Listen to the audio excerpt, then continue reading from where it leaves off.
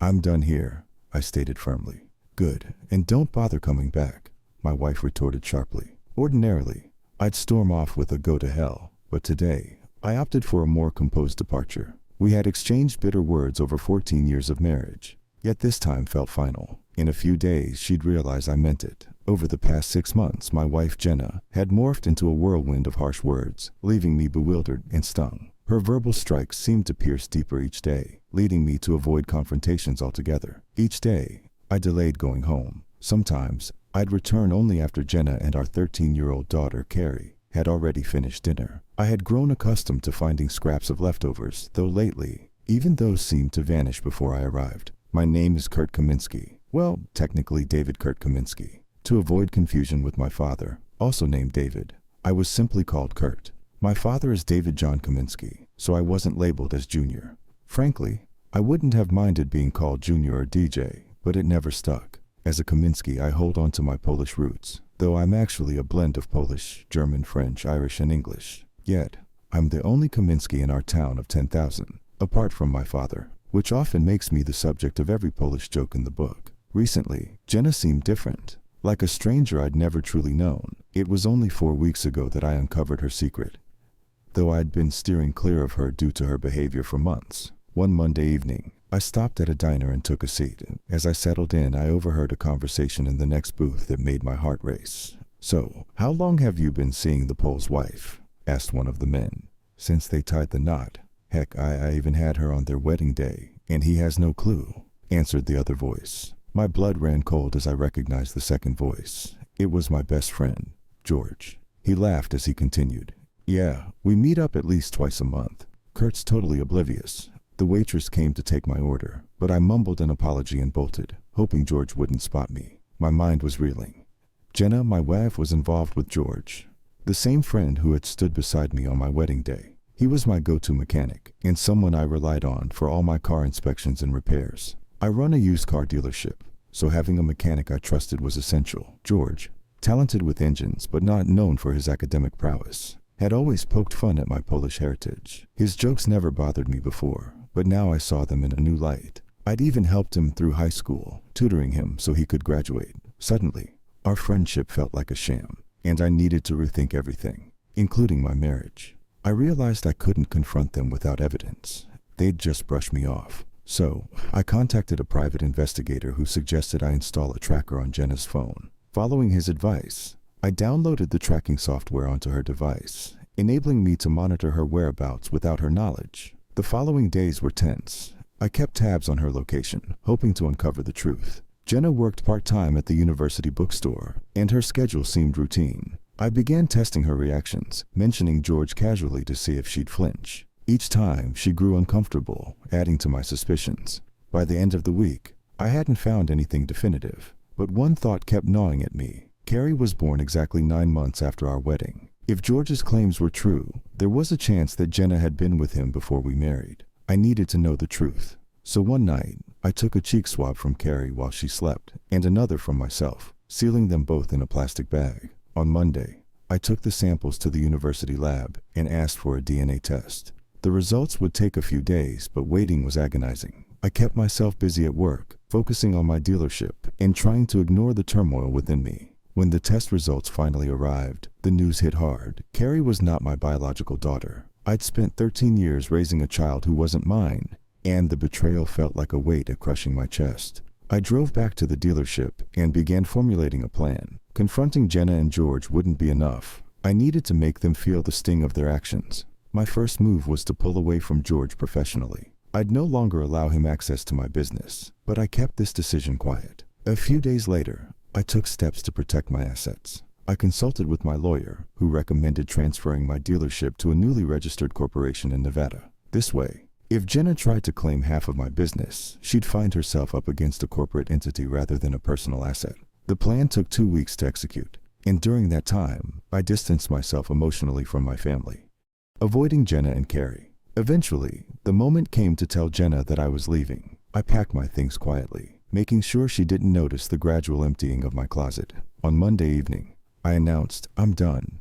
"Oh, really? Then don't bother coming back," she said coldly. I left without a backward glance, knowing she'd regret those words soon enough. The first night away from home was strange but liberating. I drove aimlessly, watching the streetlights cast shadows on empty sidewalks. My mind churned with thoughts about the life I had unknowingly led, and the false sense of family I'd been upholding. Stopping at a motel, I checked into a simple room, too emotionally exhausted to think much about my surroundings. Sleep was elusive, my mind playing over every memory with Jenna and Carrie, wondering how much had been a lie. The next morning, I tried to distract myself with work, diving into dealership tasks with renewed focus. I called my employees together for a meeting, concealing any emotion and announcing that I'd sold the business. They were shocked, of course, but I assured them that nothing would change for their roles except for a new structure, with Anna, my trusted manager, taking on more responsibility. Anna looked surprised but stepped up, promising to keep everything running smoothly. I informed the team that George's services would no longer be required, and if he asked, they should simply say the company was moving in a different direction.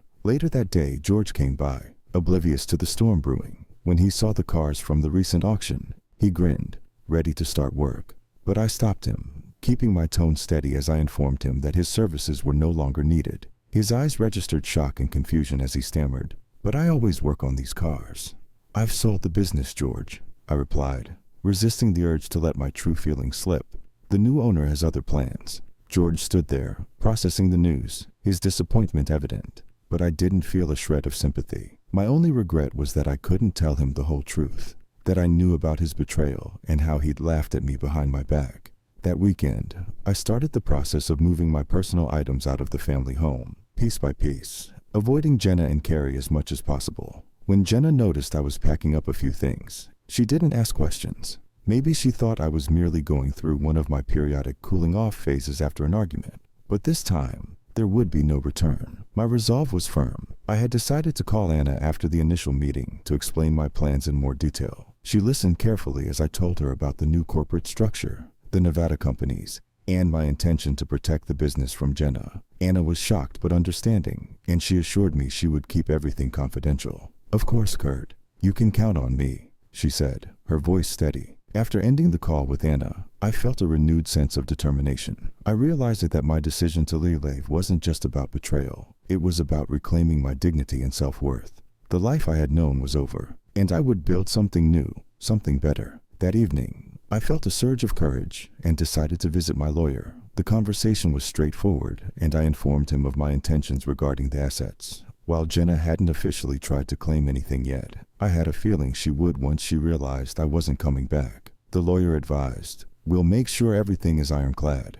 If she tries anything, we'll be ready." Leaving the lawyer's office, I felt lighter, though the reality of the situation was still daunting. I had a lot of work ahead to secure my future, but for the first time in months, I felt a sense of control over my life. The following morning, I walked into the dealership, feeling a mixture of nostalgia and finality. I instructed Anna to start phasing George out completely, and to keep all further interactions with him minimal. She looked at me curiously but nodded, trusting my judgment. I knew she didn't fully understand the depth of my reasons, but I appreciated her unwavering loyalty. By noon, I was back on the road, heading out of town for a few days to clear my mind. As I drove, I realized that Jenna and George's betrayal had freed me in a way. I no longer felt obligated to live up to anyone else's expectations. The road stretched out before me, and I felt a strange sense of peace amidst the chaos. I spent the next 2 days driving through nearby towns, finding solace in the open road. I made a few sales calls, arranged meetings with potential partners, and allowed myself to envision a life outside of the shadow of betrayal. But as night fell on the second day,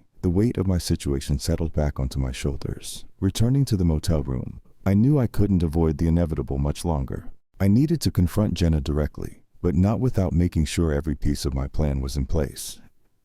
Returning to my dealership that Friday, I went straight to my office and found Anna waiting. Her face was a mix of curiosity and concern. "Kurt, is everything okay?" she asked, her voice carrying a note of genuine worry. I gave her a nod, feeling the trust we had built over years.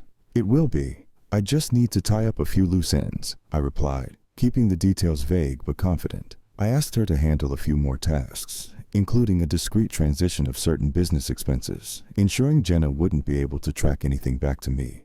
That night, back at the empty motel, I allowed myself to consider what my life might look like once this was all over. I wasn't the type to dwell on regret, but the thought of years spent in a lie gnawed at me, Yet I was more determined than ever to see this through. By Monday morning, the dealership was buzzing with activity. My employees were adjusting to the idea of Anna as the new authority figure, though they occasionally shot me confused glances, clearly trying to make sense of my sudden distance. I couldn't blame them. It wasn't easy to explain, especially when most of them had known Jenna for years and thought of us as the picture-perfect family. At noon, George arrived, oblivious as ever, and greeted me with his usual casual grin. "Kurt, ready for another busy week?" he asked, his voice grating on me more than usual. I resisted the urge to confront him then and there, instead forcing a polite nod. "Actually, George, I'm stepping back for a while. Anna will handle most of the day-to-day operations." He looked taken aback, clearly surprised but not grasping the bigger picture.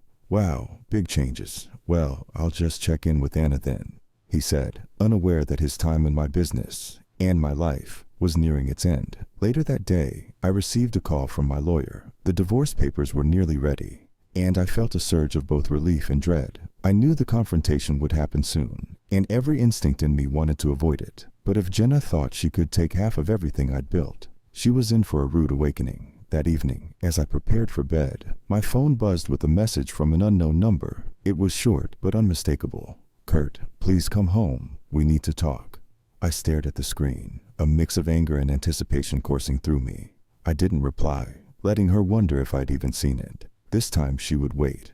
I went to bed with the message still on my phone, knowing she'd be watching and waiting for a response that would never come. The next morning, I went about my routine as usual, heading into the dealership with renewed focus. My employees seemed to sense the shift in me, the resolute calm that had settled over my demeanor. Even Anna seemed more serious, almost as if she were bracing herself for whatever lay ahead. Around mid-morning, Jenna called. I let it ring, savoring the power shift. She called 3 more times, and each time I ignored it, feeling a small but satisfying sense of control over the situation. By noon, she had left a series of messages, each one more desperate than the last.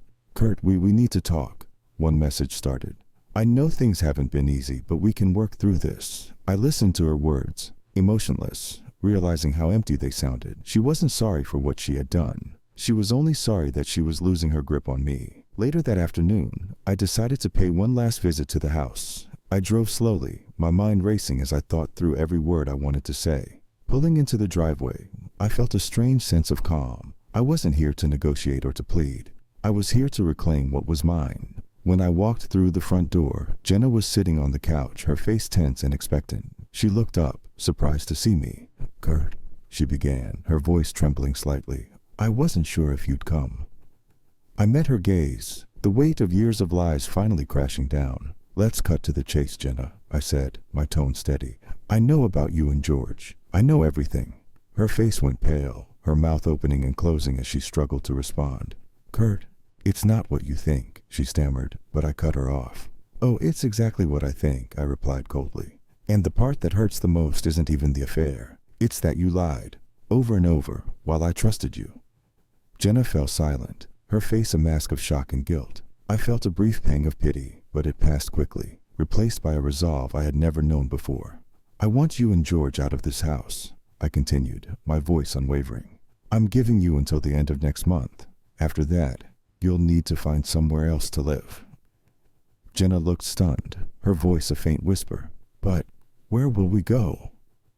"That's not my concern anymore," I said, the finality of my words hanging in the air. "You made your choices, and now you'll have to live with them." Turning on my heel, I walked out of the house, feeling the weight of every step. I knew that this chapter of my life was closing, and despite the pain, I felt a strange sense of freedom. I wasn't running anymore. I was moving forward, away from the lies and the betrayal, toward a future I could finally control. As I left the house, the reality of the finality hit me. I drove around aimlessly, the quiet streets blurring past, as I processed what had just happened. I had given Jenna and George their deadline, and now I would wait. I didn't know what their next move would be, but I was prepared for whatever came next. Over the next week, I focused on putting my life in order, making arrangements for the dealership transition, and ensuring that all assets were securely out of Jenna's reach. I continued to stay in the motel, only checking in with Anna and the team as needed. Each day felt like a step toward reclaiming my life.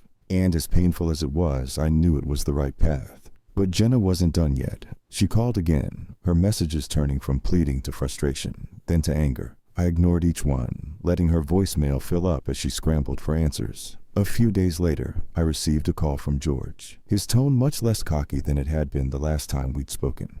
"Kurt," he began, his voice tentative, "I think we need to talk." I nearly laughed at the irony, but managed to keep my tone even. "There's nothing left to talk about, George. You and Jenna made your choices. Look, I know you're upset," he stammered, "but we were friends for years. Doesn't that mean anything?" The audacity in his voice made my blood boil, but I stayed calm. "We were friends, George. Past tense. That ended the day you decided to betray me."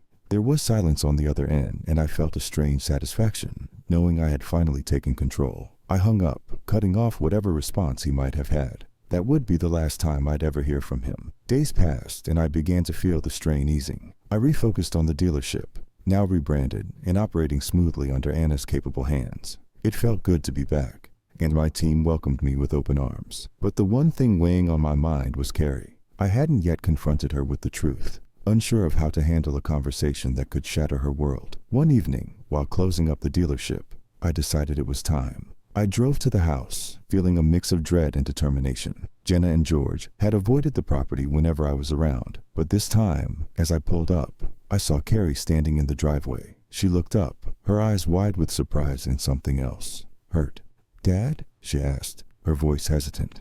"Where have you been?" I took a deep breath, trying to find the right words. "I've been, working through some things," I said, realizing how inadequate that sounded. She looked at me, her expression a mixture of confusion and sadness. "Is this about Mom and George?" The directness of her question caught me off guard. I hadn't expected her to know, but maybe she'd piece things together on her own. "It is," I replied, deciding to be honest. "I found out that George isn't just a family friend." Carrie looked down, her hands clenching into fists. "I know," she whispered, her voice breaking. "Mom told me. She said you wouldn't understand." The betrayal in her voice was palpable, and I felt my heart break for her. She had been caught in the middle of something she never asked for, and I knew that no matter what, she was the one who would be hurt the most. "Carrie," I said gently, "this isn't your fault. None of it is, but I want you to know that I'm here for you, no matter what." She looked up, her eyes glistening with unshed tears. "Are you leaving us?" The question hit me like a punch to the gut. I wanted to assure her that I would always be there, but I couldn't lie. "I'm not leaving you," I said carefully, "but things are going to change. Your mom and we're not going to be together anymore." She nodded slowly, as if she had expected this answer but still wasn't ready to hear it. "So where does that leave me?" she asked, her voice small. I knelt down beside her, placing a hand on her shoulder. "It leaves you with the truth," I said softly. "And whatever you need, whenever you need me, I'll be there. I'm not going anywhere." We stood there in silence for a moment, and I hoped that somehow, some way, she would find a way to heal from this. I knew it would take time, but I was willing to give her all the time she needed. When I left that night, I felt a sense of closure that I hadn't felt before. Jenna and George could do as they pleased, but my focus was on Carrie. She was still my daughter, in every way that mattered, and I would make sure she knew that.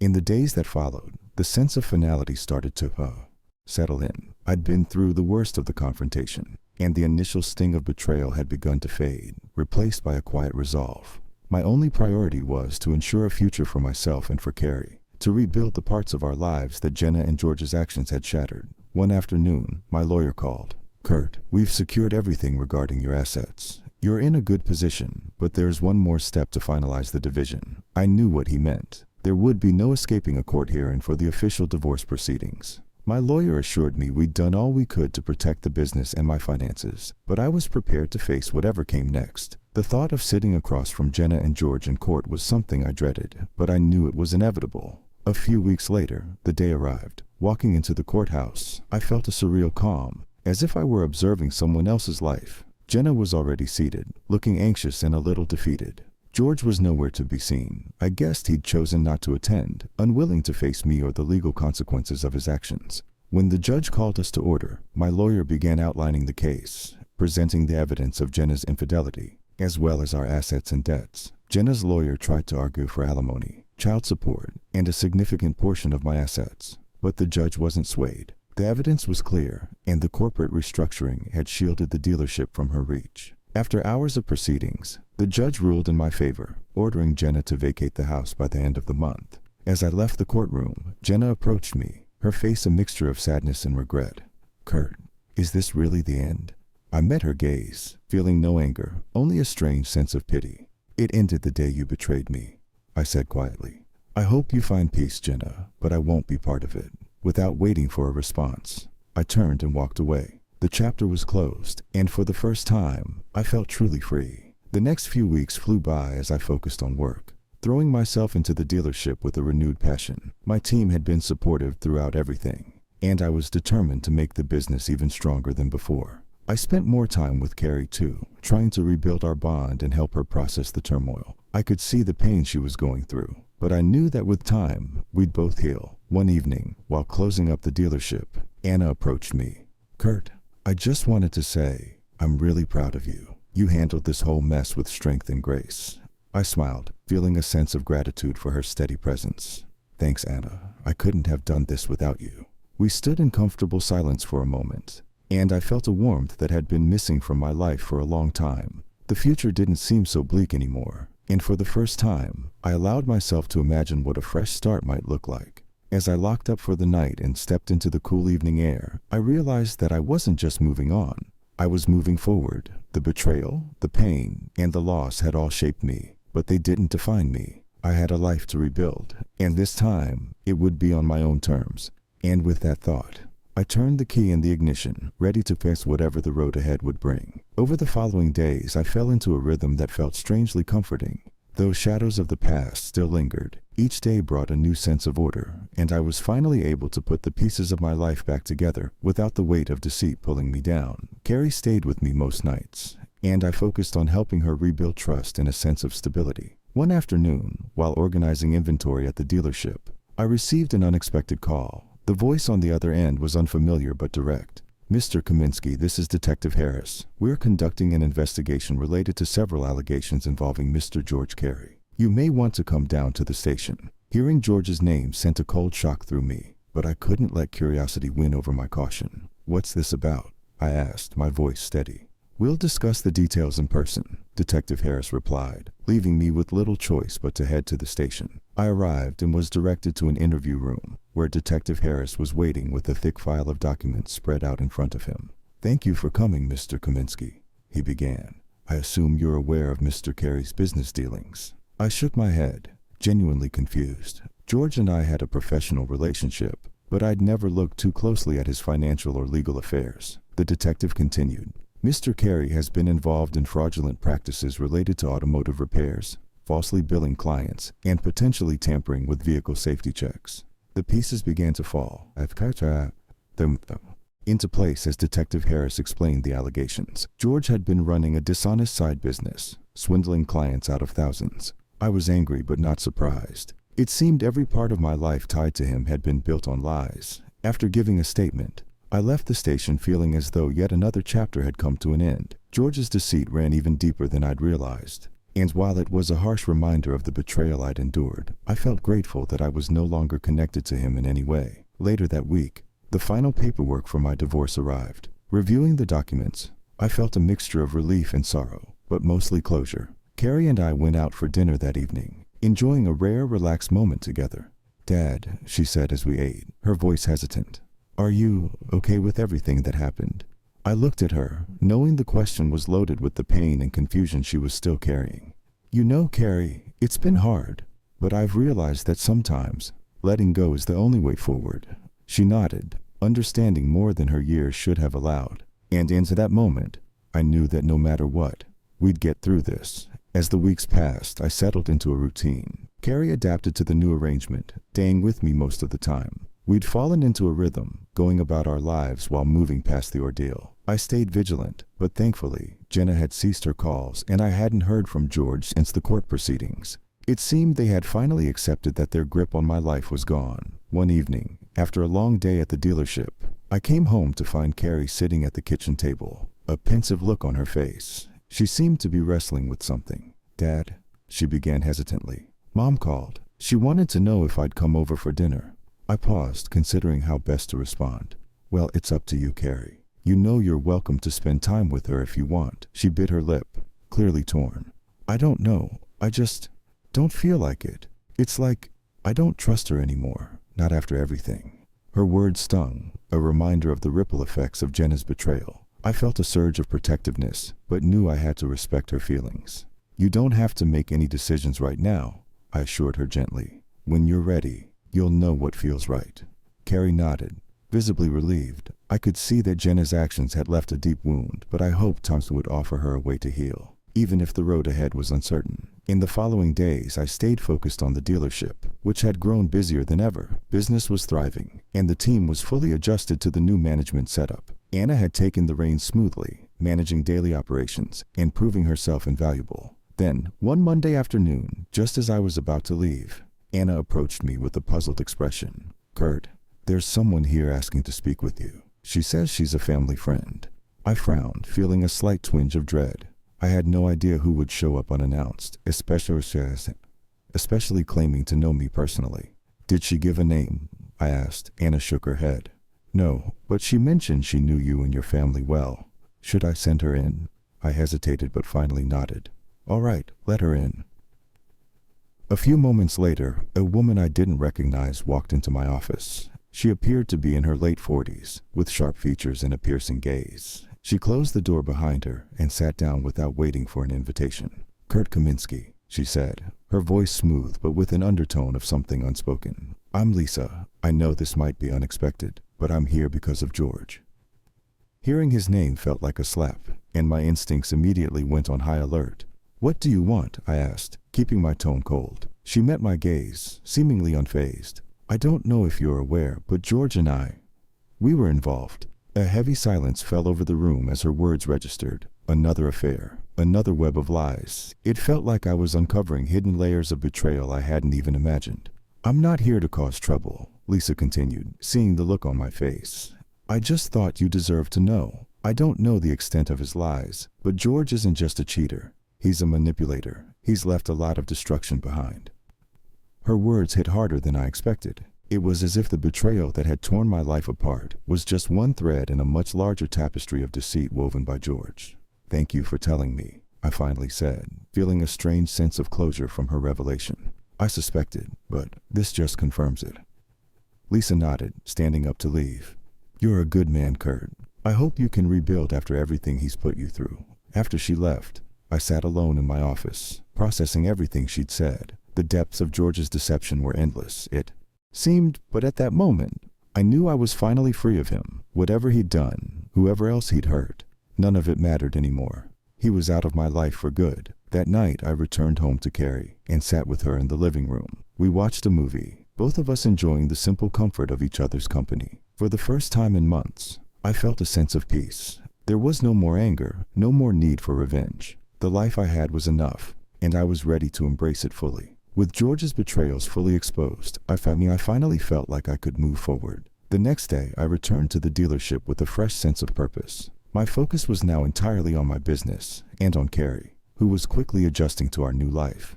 It was strange, but the relief of knowing the full truth about George had lifted an invisible weight, allowing me to put my energy where it truly mattered. A few days later, I received an unexpected email from my lawyer. He'd uncovered some additional information that might be useful for my ongoing case. I opened the message, skimming through legal jargon, until I reached a section that made me stop cold. Apparently, George had been involved in numerous fraudulent schemes over the years, with documents and financial statements indicating a string of legal and financial missteps that went far beyond what I'd known. Reading through, I felt an odd mix of anger and validation. It was clear now that George had always been playing a game, using people as pawns for his gain. Every memory of him felt tainted. I saved the documents, deciding to keep them on file just in case they became useful down the line. Later that evening, I discussed the situation with Anna, who had been a steadfast ally throughout the entire ordeal. "It's unsettling to think about," I admitted, "but maybe it's best if I just let it all go. Holding on to this won't help me heal."